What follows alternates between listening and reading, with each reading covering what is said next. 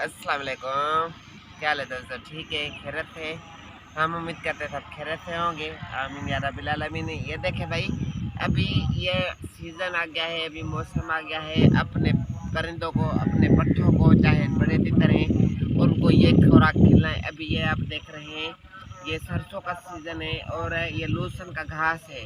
लूसन के घास में होता क्या है कि इसके अंदर लूसन का घास भी होता है।